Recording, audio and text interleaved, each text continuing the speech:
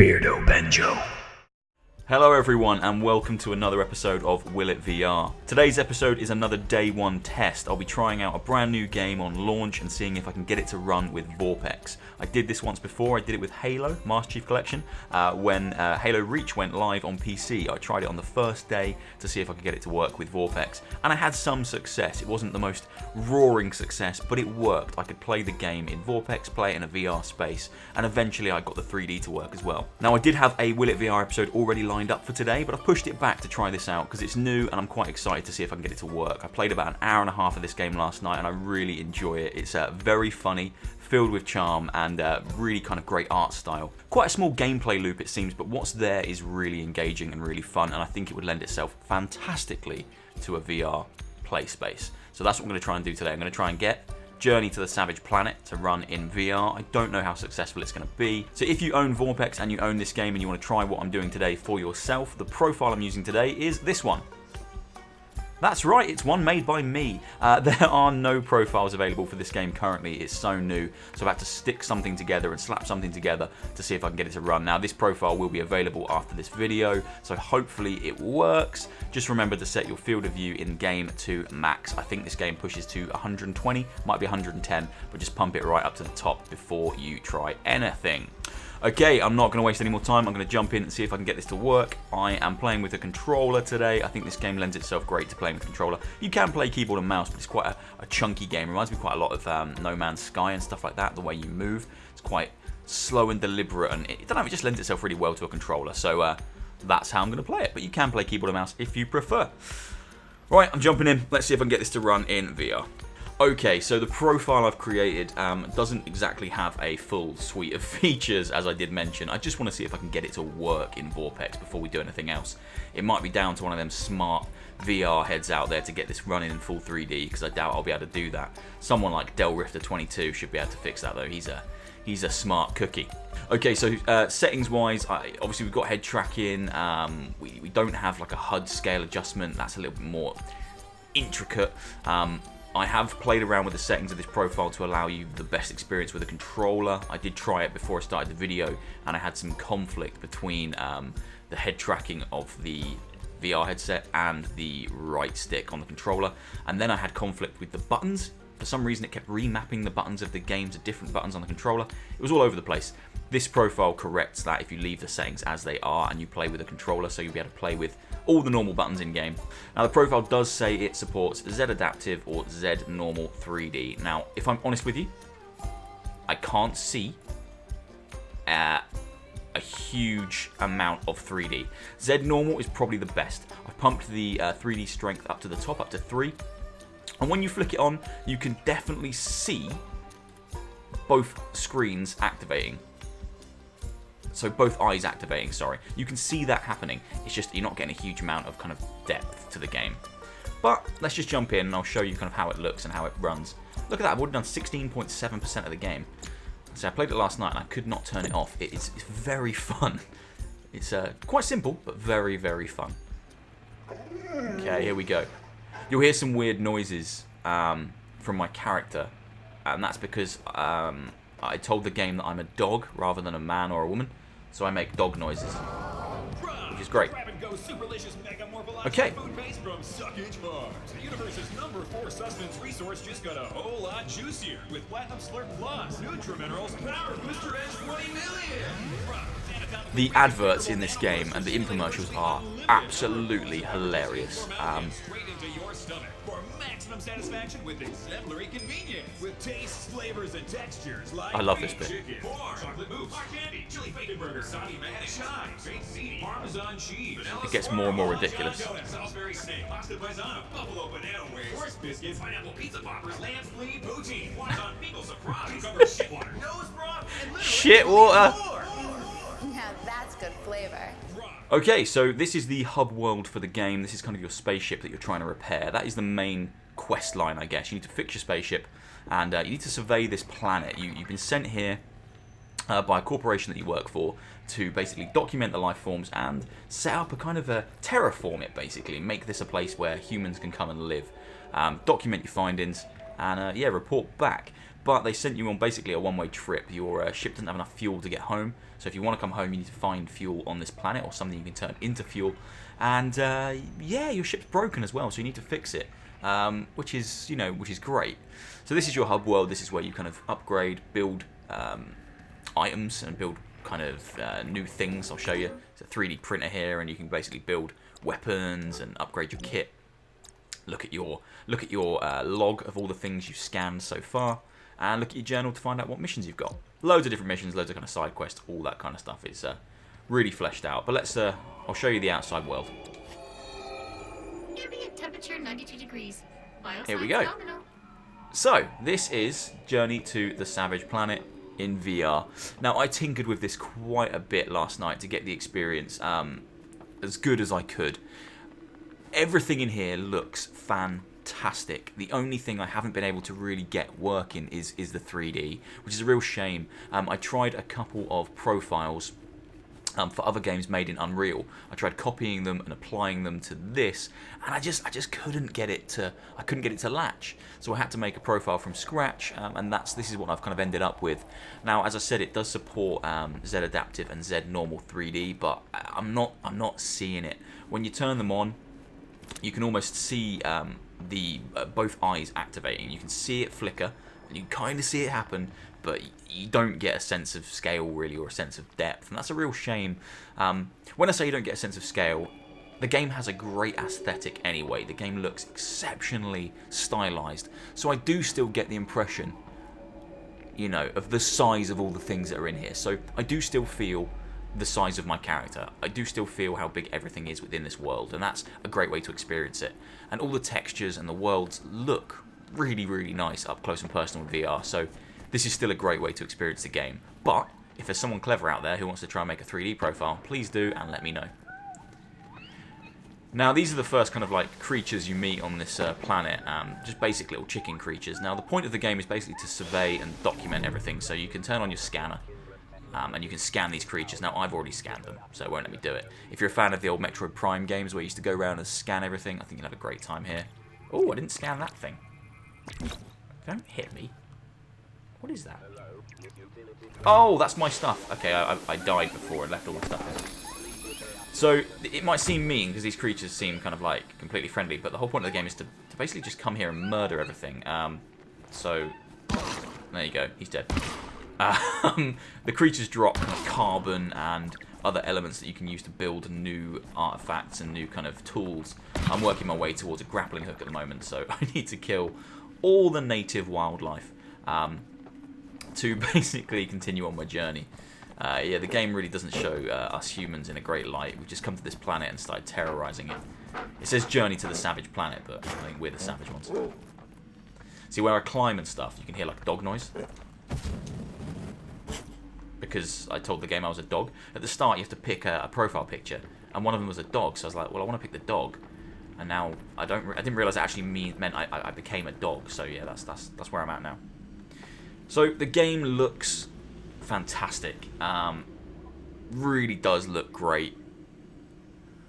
It's just got a really nice art style. I think a lot of people will compare this game to No Man's Sky just because it's kind of a terraforming game or a game set in space whereby you need to kind of go around, look at crazy creatures, document them, and continue on your journey and fix your spaceship and kind of find fuel, because that was the gameplay loop for No Man's Sky. Now this is a little bit more in depth, or quite a lot more in depth than No Man's Sky. It's got a lot more kind of personality for one, I think. And oh my Jesus! Hello.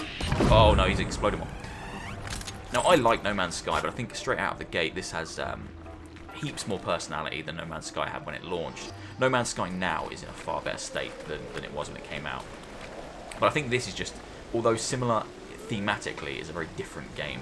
It's a lot more of a platformer, Metroidvania style game, because you get to areas that you can't progress past. And then you need to go and find the correct tool, or find the correct creature to destroy to get its kind of innards to create that tool. So there's definitely a bigger gameplay loop here. It's quite a simple one, but it's more than what we had when we played No Man's Sky at launch, where it was basically just mine things and then move to a different planet. let's get through to the kind of main area, because it is gorgeous. There we go. So the game is stunning. The colour palette is great. It's so kind of vibrant and alien, and it just kind of begs to be explored. You do just want to run around and explore this place. As soon as you come out, I found myself just going everywhere last night, literally scanning everything that I could. Just anything that highlighted in orange, I was like, yeah, I need to scan that, I need to scan that. I've got quite an obsessive personality anyway, so I think this game might kill me, because I will just spend all my time running around scanning things. What's over here? I don't think I've been over here. Oh no. All the creatures here are inherently kind of friendly. What is that? Is that an eyeball? Oh, yeah. Until you start shooting them. So yeah, you really are kind of the horrible conqueror in this game. You're not a nice dude or lady or dog. I scan this tree. I can't scan the tree. Oh, I can go down here though. If you want to experience the game in VR, I think this profile will allow you to do it. If you just want a kind of up close and personal way to play the game, then this is perfect straight away. Head tracking is really good. It allows you to use controller as well. Controller's a little bit lower on the sensitivity than the head tracking. Head tracking's a bit quicker, so it's viable if you want to turn around and shoot something that might be all the way behind you. One of my problems is, in a lot of VR games, I don't use the head tracking. I use this because I can't swivel all the way around in my chair to shoot something behind me. But the sensitivity is high enough here that you could shoot things that are behind you if you needed to or you wanted to. But you can use a controller. It's a completely viable option. Hello. What is this? Oh. Yeah, I think this is a great way to play this game. It looks so good. It looks so cool and cartoony, and the aesthetic's just so welcoming that playing it in a big kind of immersive screen like this is really nice. I'm not one that needs the 3D necessarily. I want it. It will make the experience better, but I could happily play it like this for the time being anyway, until someone smart comes along and gives me what I want. Gives me that sweet 3D. Okay, I've already scanned those. The idea of today is really just to show you that it can be done. So if you're playing this game yourself at the moment and kind of thought, ooh, it'd be good with a VR mode, or a VR mod, then at the moment this is probably the best we got for you, I'm afraid. I'm using Vorpx, as I always do in all my Will It VR videos. If you're new to me and you're kind of just coming over because you're playing this game at the moment, and we're curious about VR, then please go check out my other Will It VR videos. I try and make stuff that shouldn't be VR run in VR as best as possible by using a program called Vorpx, which is a great bit of kit. Just turns non-VR games into VR, and the fact that it can turn this into essentially a non-3D VR game on day one is testament to just how cool it is as a piece of software. But yeah, that's the kind of videos I make. I do horror stuff as well. I do film reviews. I do all sorts of things. So if you're here, check some other things out. While you're here, make yourself comfortable. Go watch something. Hello. What have we got here? Looks important. You should. Immaculate alien vessels, ornate design. Ooh. Chest, good. Open now. Loot. That's the first kind of bit of loot I found, chest-wise. That's exciting. Kill all these creatures first, just in case they try and take my loot. Yeah, that's right. Goddamn chickens. What did I say? Oh, no, don't do that. Seems to be related to the alien chest. I need to find something near that will turn it on. Oh. Some kind of puzzle here. Okay. Do some climbing, shall we? What's that up there? Ah, it's a switch. Okay, puzzles. Shit, I'm gonna get up there.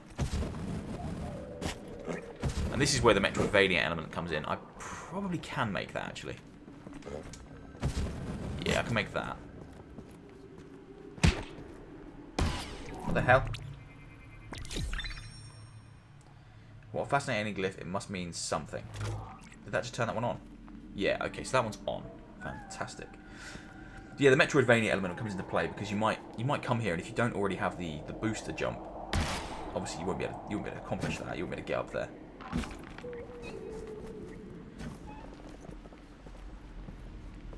And there we go. That's one.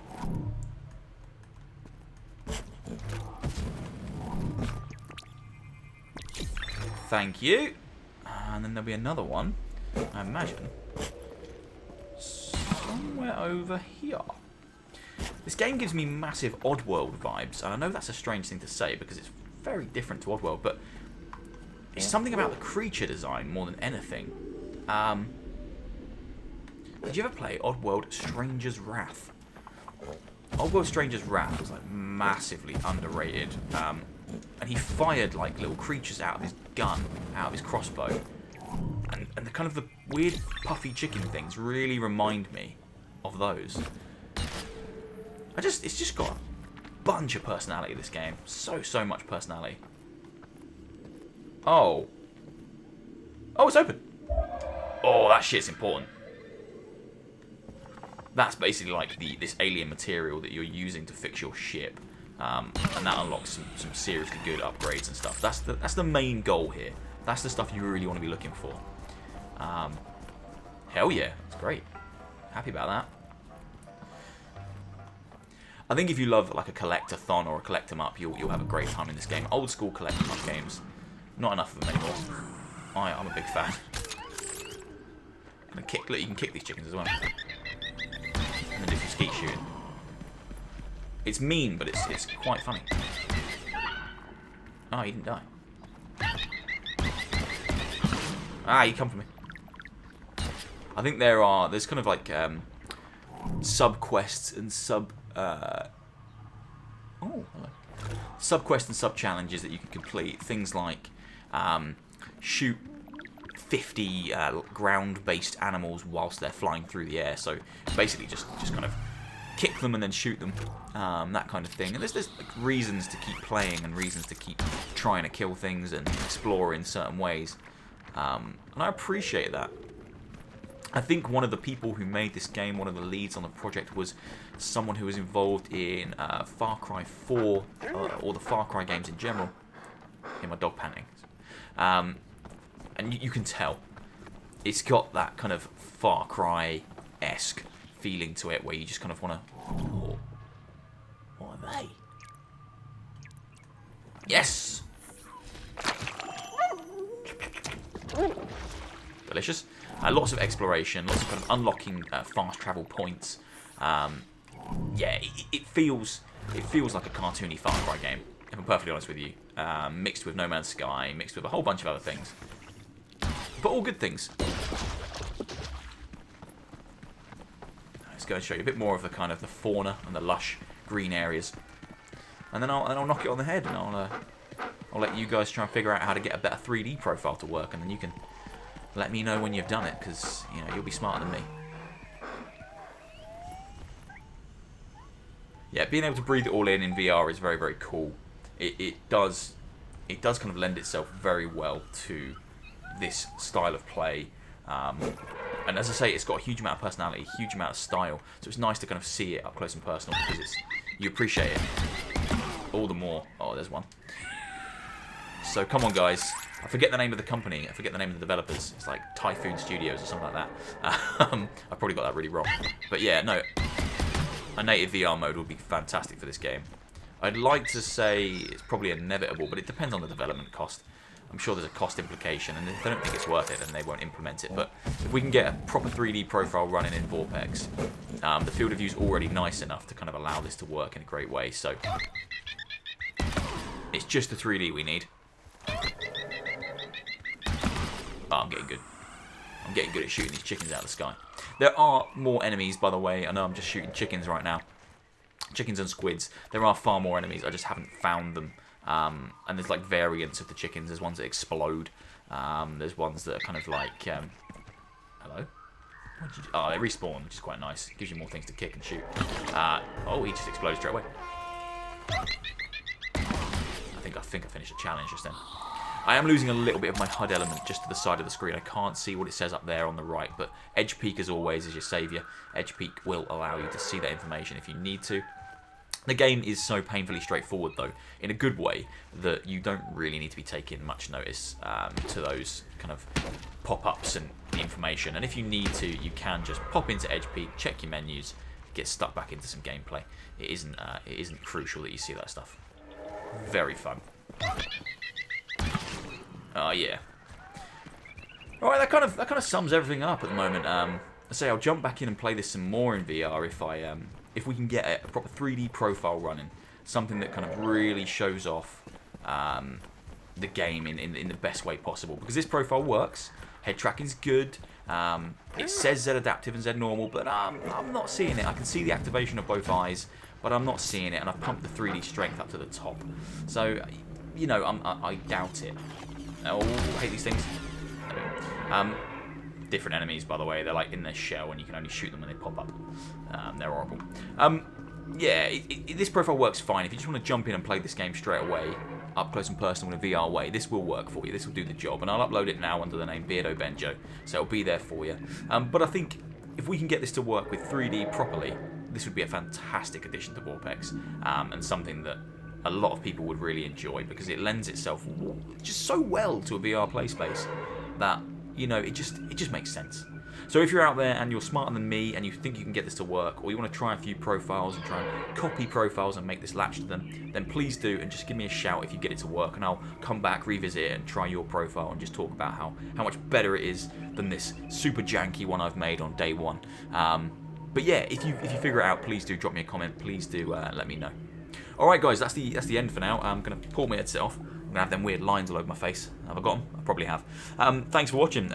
This game, really, really cool. If you haven't seen it or haven't checked it out, please go check it out, because it's a great time. Super simple, but very, very fun. And it works in VR on Vorpx on day one. It may not have the 3D that we want, but by God, it works. And that's half the battle. If you get it to work, please let me know in 3D. Just please let me know. And if you enjoyed the video, leave me a like, leave me a comment, and hit subscribe if you haven't already. And please go and check out some of my other content. I've got loads of stuff on my channel. I'm always uploading. I love making the contents. Yeah, that's kind of it from me. I'll see you soon for another one, guys. Take care. See you later. Goodbye.